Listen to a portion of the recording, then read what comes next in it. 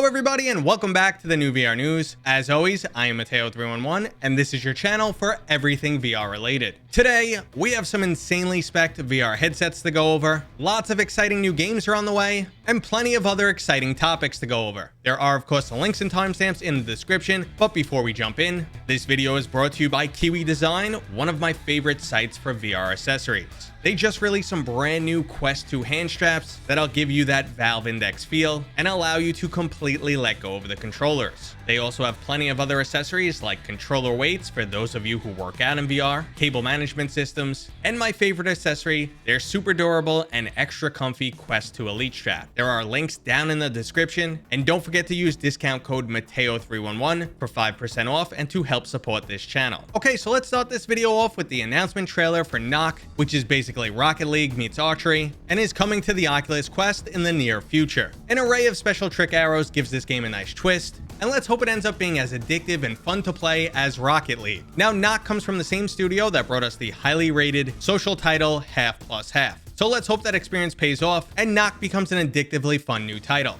Okay, so that's it for new announcement trailers, but let's move into this week's release schedule, which has a lot of awesome games to go over. Let's start things off with a title that I actually missed last week, and that's Final Space. The 4-person co-op shooter Final Space is currently available for the Quest, and it takes place in the world of the animated TV series. I've recently played through this. It's a short title with only 3 levels and maybe 2 hours of gameplay, but it is well done, has some great graphics, it's fun to play with a friend, and I assume if you're a fan of the series, you'll enjoy this title a bit more. Unfortunately, I've never seen the show, so I can't comment on that aspect, and a lot of the dialogue goes right over my head. Now, if that cartoony action isn't your style, and you're looking for something a lot grittier, Hitman 3 is coming to PCVR this Thursday, January 20th. It features full motion controller support, so be ready to sneak up on enemies and then get your hands around their neck. Hitman is an iconic stealth-based series, which released last year on the PlayStation VR, and now SteamVR gamers will finally get a crack at it. Now, I'm personally not a fan of stealth titles, but this is a title that I just can't pass on.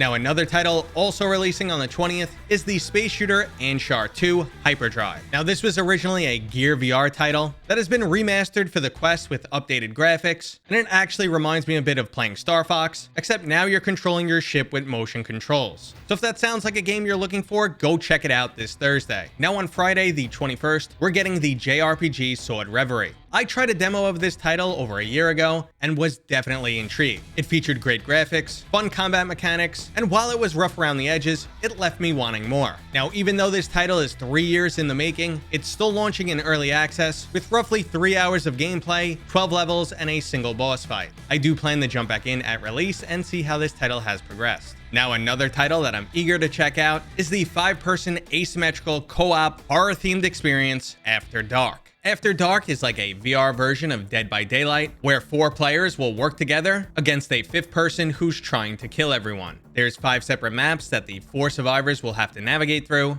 as the multiple different hunters stalk them. Horror is taken to the next level in VR, and if you're a fan of games like Phasmophobia, this might be right up your alley. But many of us can't handle horror in VR, so the next title is the chill platforming experience JetBounce. This unique title has some interesting platforming mechanics where you need to bounce, float, and grapple your way across great heights while maintaining a good rhythm. JetBounce is scheduled to release for the Quest this week on App Lab and will be coming to PCVR sometime next month. Okay, so we have one more upcoming release, and it's a huge one. But before we go over that, I do want to mention the high-fidelity PvP VR tank fighting title Core Disruption has been delayed until a later date. It was originally scheduled to come out this week, but it looks like the development team needs a little bit more time. I was definitely intrigued by this game, so I'll make sure to keep an eye out for new information. Okay, so our last upcoming release is the highly anticipated VR MMO Zenith. Currently, I've played through both alphas for this title, and I'm playing the second beta right now. I've spent about 10 plus hours in game, split between Quest and PCVR, and Andy from Ramen VR was nice enough to give me a little bit of an in-game tour. The combat in this game has vastly improved since the alpha, and overall I'm expecting it to be a highly successful game, but I don't think this game will appeal to everyone, as MMOs can be quite unique compared to other games.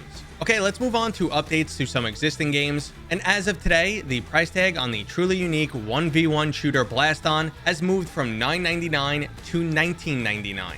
Now, this is a direct response to the amount of content they've released since launch, including 7 new weapons, a social hub, private tournaments, a single-player campaign, and seasonal modes. We also got a look at their upcoming roadmap, which has weapon attachments, graphical updates, new seasonal modes, and a new collaboration weapon coming in April. There's also some additional updates coming in the summer, but there's no information on that just yet. Overall, it's great to see such a good title just keep getting better and better. Speaking of updates we don't have much info on, Beat Saber is teasing a mysterious new block.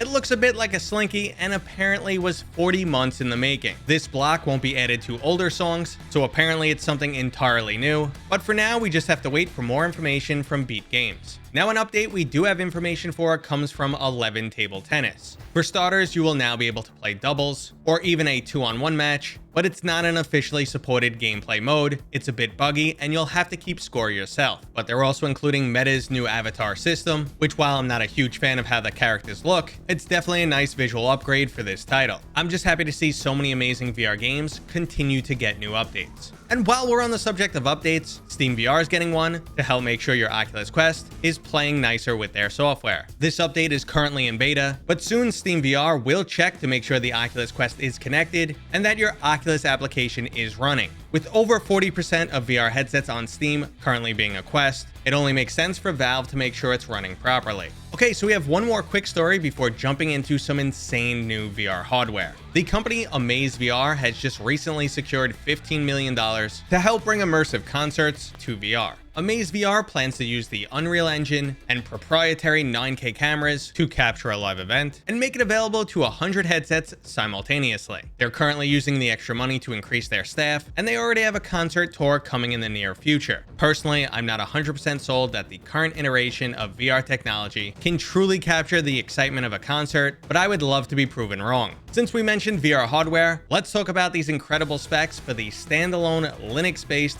VR headset Simula One. Now, Simula One is not a consumer headset. It's designed for developers to work in VR. It does this through a combination of their own unique Linux-based operating system and some desktop-level hardware. The Simula One has a 2448 by 2448 per eye resolution at 90 Hz. For reference, that's greater than the HP Reverb G2. It has an estimated 100-degree field of view, dual front-facing RGB cameras, multiple USB ports, a DisplayPort for additional output, Bluetooth, Wi-Fi 6, and get ready for this, a Core i7 1165 G7 processor, 16 gigabytes of RAM, and a 1 terabyte hard drive. Now, all of that hardware is housed in a detachable compute unit. So basically, you're getting a high-end VR headset with an Intel Nock that you can take on and off. Now, as expected, this headset will not be cheap. The Kickstarter price tag is expected to be $2,800 and then eventually going up to $3,500 at official release. Now, the company has an aggressive $2.5 million Kickstarter campaign coming, and I just don't know how to feel about this project. Aspects of this headset are a dream for the enthusiast. I just wish it was more gaming focused. Now, if those specs weren't crazy enough for you, the Xtal 3 headsets are coming soon, and these specs are absolutely crazy. The Xtal 3 VR headset has two 4K LCD panels that run up to 120 Hz. The field of view is an insane 180 degrees. The headset utilizes eye tracking and foveated rendering,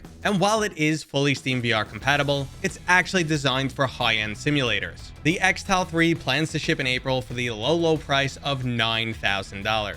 They also have an Xtal 3 mixed reality version coming for the low price of nearly $12,000. It's a similar headset with additional pass-through features, and obviously these headsets are designed for enterprise, so I doubt any consumers will be picking this up anytime soon. Now, if you're an enthusiast but $9,000 is still out of the question, you might want to look into their Xtal 8K, which is only $4,800, but has similar specs and utilizes SteamVR base station tracking. It's just crazy thinking about how expensive this hardware can get and then comparing it to what Meta delivers for only $300. I know the hardware is night and day, but man, is that some diminishing returns on your investment. Okay, everybody, that was today's new VR news. If you enjoyed it, go ahead and give it a thumbs up. If you're new here, please consider subscribing. And as always, I'll see you guys on next time.